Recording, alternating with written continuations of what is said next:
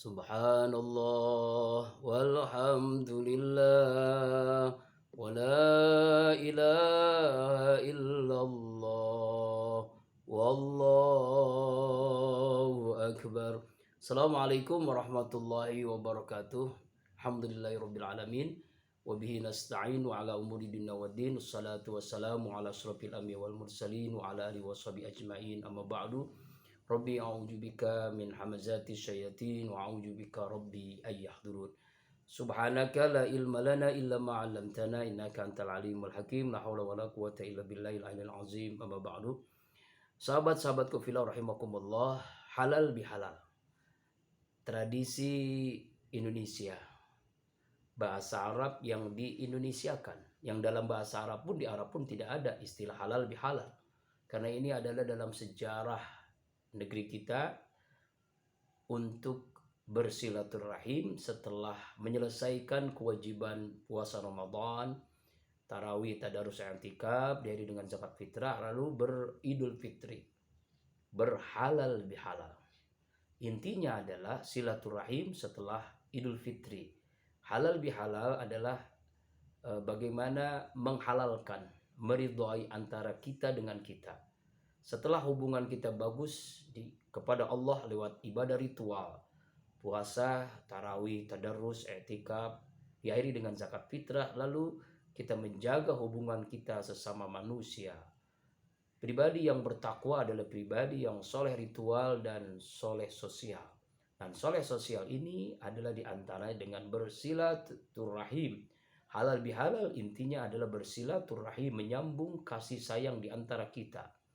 Kerenggangan, keretakan hubungan antar kita, antar keluarga, antar tetangga dihalalkan, dibolehkan, disatukan kembali keretakan itu. Kerenggangan, mungkin ada yang tersinggung, sakit hati, perilaku kita, melalui halal bihalal bagaimana menyatukan hati kita menjadi satu kembali, membersihkan benang-benang yang kusut menjadi menyatu kembali.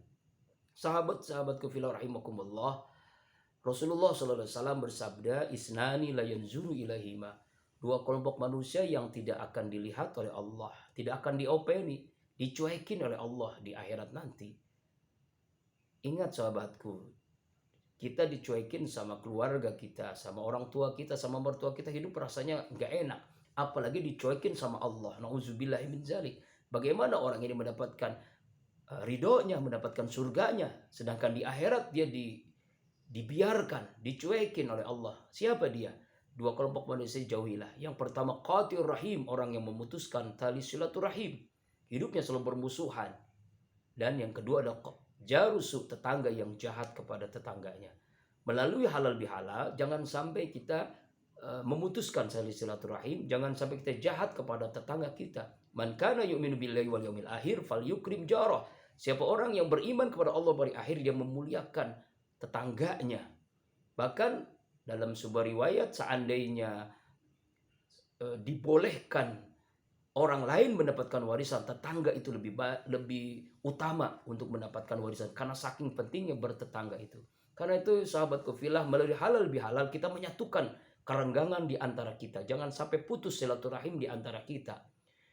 Lalu apa hikmah silaturahim? Banyak sekali di antaranya umur panjang, bertambah usia dalam ketaatan. Khairul amal yang terbaik adalah orang yang terbaik adalah man tala umru hasuna amalu, orang yang panjang umurnya dan banyak amalnya.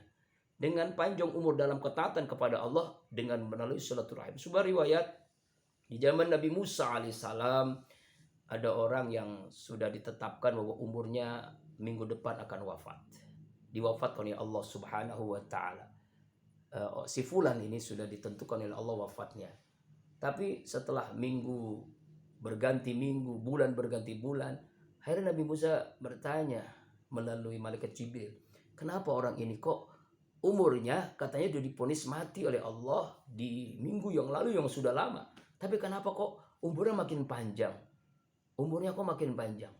Lalu diceritakan, dijawab oleh malaikat Jibril bahwa orang itu adalah selalu menyambung silaturahim. Ternyata menyambung silaturahim, ya banyak sahabat, banyak teman, banyak keluarga maka itu semakin menambah umur kita dalam ketaatan kepada Allah Subhanahu wa taala. Sahabat-sahabatku fillah rahimakumullah. Kemudian yang kedua, hikmah dengan halal bihalal silaturahim adalah rezeki semakin mengalir, semakin mudah. Banyak teman, banyak sahabat, banyak keluarga, maka peluang rezeki, baik rezeki dunia ataupun rezeki akhirat. Tapi jangan salah paham, rezeki itu bukan hanya uang. Sehat itu rezeki, panjang umur itu rezeki, ketaatan kepada Allah itu rezeki, ya, kebaikan dan melebarkan kebaikan itu dari rezeki. Puncaknya rezeki adalah husnul khotimah. Allah berikan kemudahan dalam wa may yattaqilla yaj'al lahu makhraja wa yarzuqhu min haitsu la yahtasib. Bahkan Allah berikan rezeki dari arah yang tidak disangka-sangka dengan bersilaturahim, dengan berhalal bihalal. Kemudian yang berikutnya dalam sebuah riwayat, jangan sampai kita termasuk kelompok yang muflis, orang yang bangkrut, orang yang tidak berhalal halal, orang yang tidak bersilat. Ini lawannya dari silaturahim, orang yang memutuskan tali silaturahim.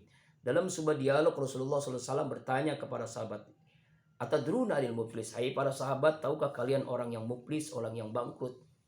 Lalu di antara sahabat ada yang menjawab, karena memang sahabat ini adalah pedagang.